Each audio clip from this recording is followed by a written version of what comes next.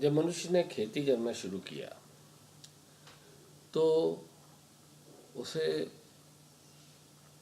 जहाँ पहले रोज अपने भोजन भर के लिए जानवर मारना पड़ता था, या जब पशुपालन भी करता था तो उसे प्रतिदिन अपना भोजन प्राप्त करने के लिए या तो पशु को काट करके पकाना पड़ता था, या उसके दूध को और उसको चारागाहों में ले जाना, उनको चरा करके वापस लाना, ये क्रिया उसको रोज करना पड़ती थी। कृषि में एक नई चीज़ सामने आई कि कृषि कार्य जो है उसे पूरे समय नहीं करना पड़ता था। साल के 4 महीने, 6 महीने या 8 महीने ये काम कर लेने से उसका अपना भोजन और कुछ हद तक अपने पशुओं के भोजन भी मिलने लगा। अब मनुष्य के पास खाली समय बहुत ज़्यादा था और इस खाली समय का उपयोग करना उसने शुरू किया। निश्चित रूप से खाली समय रहेगा तो उसकी कृषि का क्षेत्र का उसने विस्तार करना शुरू किया। कहीं उसने खेती की, कहीं दूसरे पौधों से उसका सामना हुआ जो खाने योग्य थे, उन्हें उसने उगाना शुरू किया। कहीं उसके फलों के पेड़ उसके हाथ में आए। अब देखिए, शिकारी के रूप में तो वो वैसे ही दर दर भटकता था, पशुपालन में भी उसे यहाँ से वहाँ जाना लगा रहता था। कृषि से न सिर्फ उसके समय की बचत हुई बल्कि उसके आवास में भी एक स्थायित्व आ गया। उसका रेसिडेंस जो था वो एक निश्चित हो गया। ये तो बिल्कुल व्यवहारिक बात है कि जब कृषि के लिए वो करेगा, उसे भूमि की आवश्यकता होगी तो उसे पानी की भी आवश्यकता होगी, और पानी की आवश्यकता पूर्ति कहाँ हो सकती है? जहाँ जलाशय हो या बहती हुई नदी हो जिसमें वर्ष के अधिकांश समय पानी रहता हो, जो कि उसके दूसरे निस्तार की आवश्यकता के अतिरिक्त कृषि की आवश्यकता को पूरी कर सके। इसलिए नदियों के किनारे बसना शुरू किया।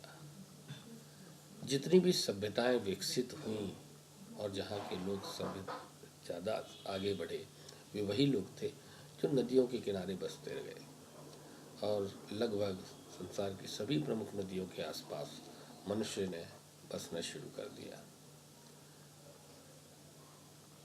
अभी तक मनुष्य जब कृषि उसने शुरू की है तब तक वो गुफाओं में रहने लगा था, और गुफाओं के अलावा वो कृत्रिम गुफा बनाना भी सीख गया था। आर्टिफिशियल केव्स आप देखेंगे जो प्रागैतिहासिक काल के प्री हिस्टोरिक जो रहने की जगह पाई गई हैं, वो लगभग एक गुफा जैसी होती थी। पत्थरों का ढेर लगा के छोटी सी छत बना करके, कभी कभी उसने कृत्रिम पेड़ भी बनाए। पेड़ों को काट करके उनके ठूंठ 4-5 ठूंठ दूर दूर कर लगा के उनको फिर कुछ दूसरी लकड़ियों से जोड़ के उसके ऊपर पत्ते डाल दिए, और उसके नीचे उसे धूप, ठंड, वर्षा से सुरक्षा मिलती थी और वो रहने लगा। जहाँ पत्थर नहीं थे वहाँ मनुष्य ने मिट्टी की दीवार बनाने का प्रयोग शुरू किया। जहाँ दोनों थे वहाँ मिट्टी और पत्थर जोड़ करके दीवार बनाना शुरू किया।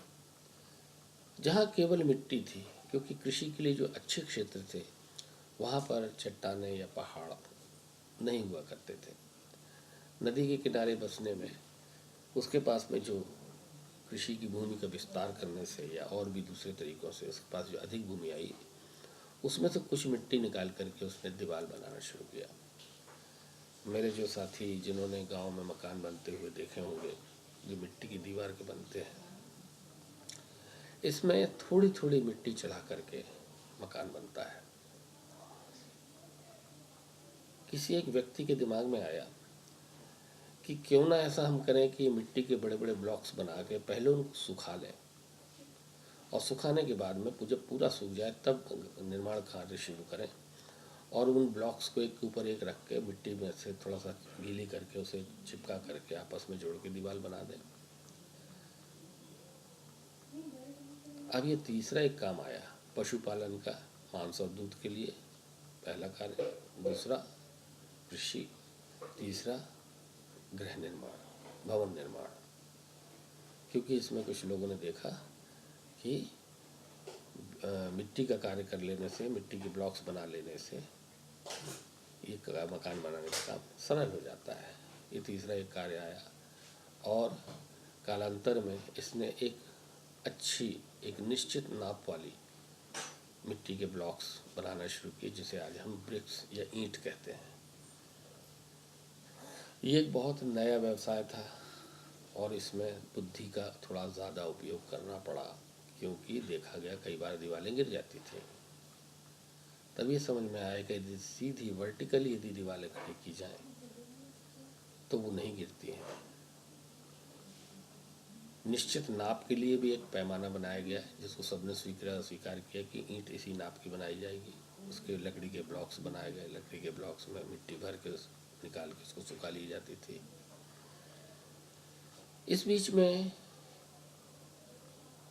इसी समय उसका धातु से भी परिचय हो गया था।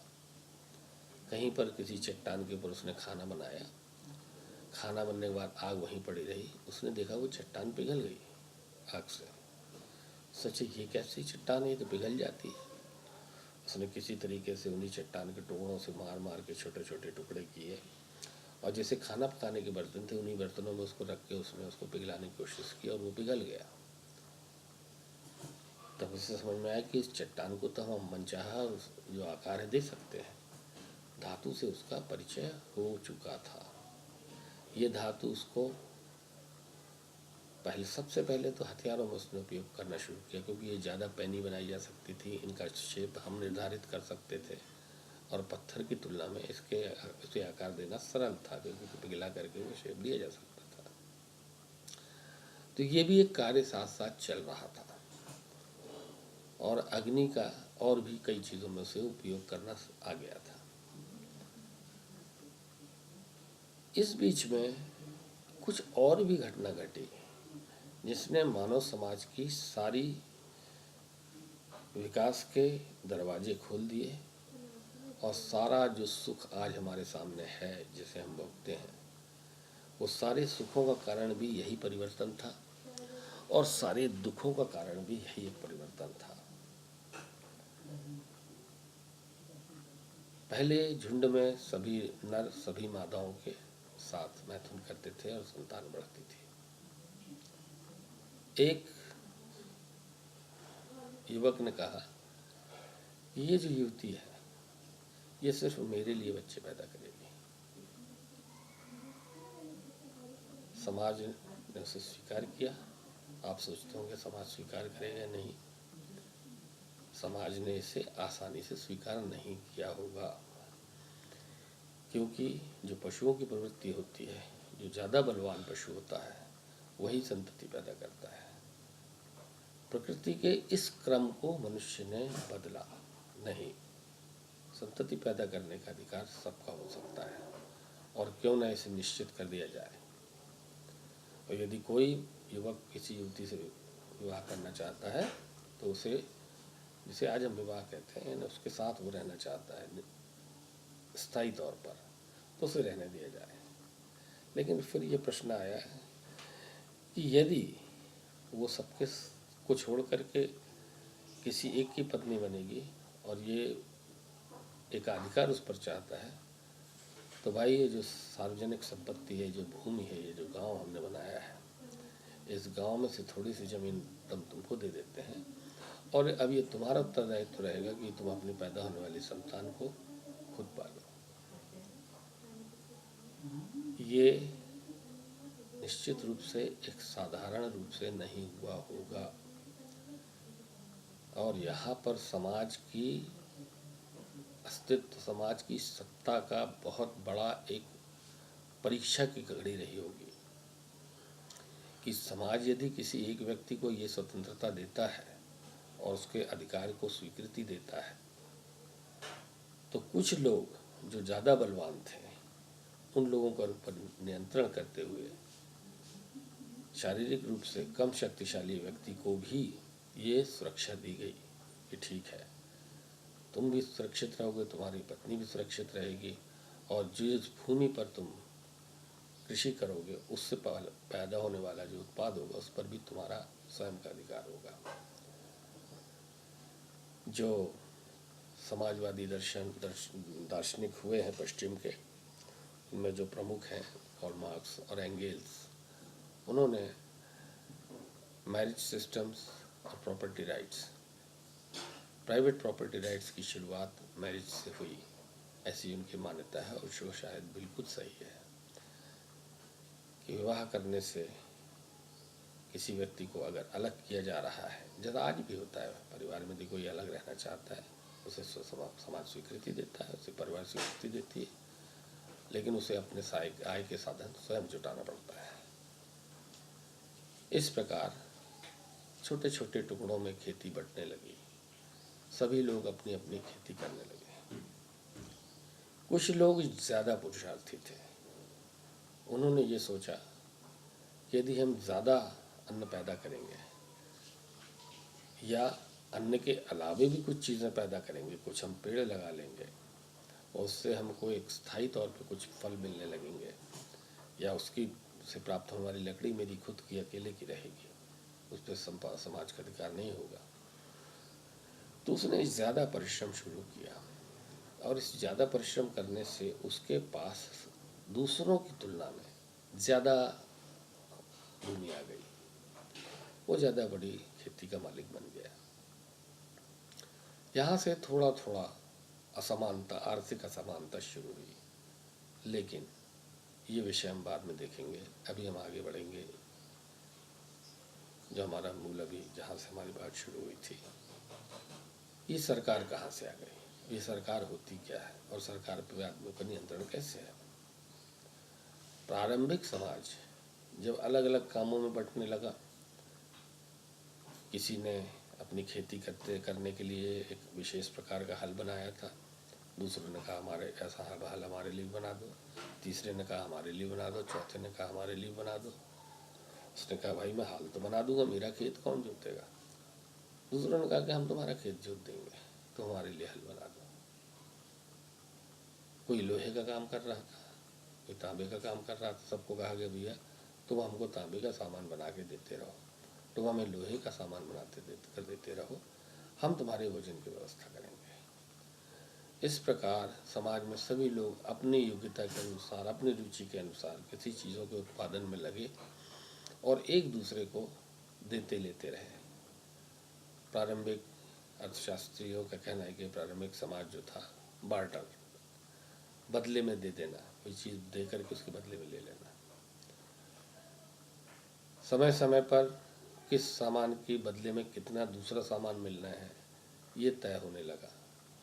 लेकिन इससे कुछ व्यवहारिक कठिनाइयाँ होती थी। जिसके पास देने के लिए जो चीज़ होती थी और जो चीज़ उसे चाहिए होती थी, उस व्यक्ति के पास जब वो जाता था तो उसके पास उपलब्ध चीज़ को उसकी आवश्यकता नहीं रहती थी, तो दूसरा व्यक्ति बोलता था भैया हमें इस चीज़ की आवश्यकता नहीं है। इससे सबसे पहले एक टोकन करेंसी, सांकेतिक एक मुद्रा की शुरुआत हुई। अपने जेवर के रूप में आदमी कौड़ी के आभूषण पहनता था। और किसी ने कहा अच्छा ऐसा करो भाई, आपको अभी गेहूँ नहीं चाहिए है, लेकिन मुझे आपसे 2 बर्तन चाहिए है, मैं आपको जब गेहूँ की ज़रूरत पड़ेगी तब दे दूँगा, या आपको जो जिस चीज़ ज़रूरत पड़ेगी वो मैं आपको ला करके दूँगा, और जब तक मैं आपकी चीज़ का मूल्य नहीं चुका देता हूँ तब तक ये मेरे हाथ में लटका हुआ या गले में पहना हुआ कौड़ियों का हार वो उसके पास रख देता था। गांव में सभी लोग जानते हैं ये मेरे कौड़ियों का हार है, मेरी कौड़ियाँ सभी पहचानते हैं, मेरे इसकी माला सभी पहचानते हैं, या मेरा हाथबंद पहचानते हैं, और मैं इसको वापस ले जाऊंगा तुमसे तुम्हारी चीज़ का मूल्य देने के बाद। इस प्रकार एक सांकेतिक मुद्रा विकसित हुई। कालांतर में ये सांकेतिक मुद्रा में कैसे बनी, ये फिर हम कभी और देखेंगे। अभी देखना है कि समाज में इतने सब काम करते हुए कुछ और भी घटनाएं घटी। मनुष्य पशु से उठ कर के झुंड में रहना शुरू किया, झुंड में रह के समाज में रहना शुरू किया, एक दूसरे पर आश्रित होने लगा। लेकिन उसके अंदर का पशु अभी जिंदा था। ये पशु क्यों जिंदा है? क्योंकि हम लगभग 20 करोड़ वर्षों से पशु हैं। केवल 2 लाख वर्षों से हम 2 पैर पे चलने वाले पशु हैं और केवल 20,000 वर्षों से हम संगठित पशु हैं और सभ्य पशु बने हुए तो हमें 10,000 वर्ष भी नहीं हुए हैं। हमारे शरीर में हमारी पशुता 20 करोड़ या 2 करोड़ या 4 करोड़ या 1.5 करोड़, जो भी मान्यताएं हैं पुरातनविदों की, उसके अनुसार इतने लंबे समय तक का पशु का इतिहास हमारे इस शरीर के अंदर है। इसलिए पशुता से हम हट नहीं पाते हैं। झुंड में हम रहे हैं लंबे और समय तक, झुंड की मानसिकता भी हमसे छूट नहीं पाती। प्रारंभिक समाज में हम रहे हैं जो कालांतर में कबीले बन गए, कबीले की मानसिकता से भी हम आज छूट नहीं सके हैं। कहीं ना कहीं ये हमारे अंदर, हमारे व्यवहार में, हमारी सोच में वो प्रभावित करते हैं। इतना ही नहीं, जब राजनीतिक रूप से हम संगठित नहीं हुए थे, उस समय जो भीड़ या अधिक लोग जो कह रहे हैं या चिल्ला रहे हैं, जिस तरफ पार्श्विक शक्ति है उसकी बात मनवा लेना, ये भी राजनीतिक रूप से संगठित होने, एक मुखिया के बनने, एक नियमावली के बनने के पहले का जो समाज था, वो मानसिकता भी आज कभी कभी हमारे ऊपर हावी हो जाती है और हम उसी के अनुसार व्यवहार करते हैं।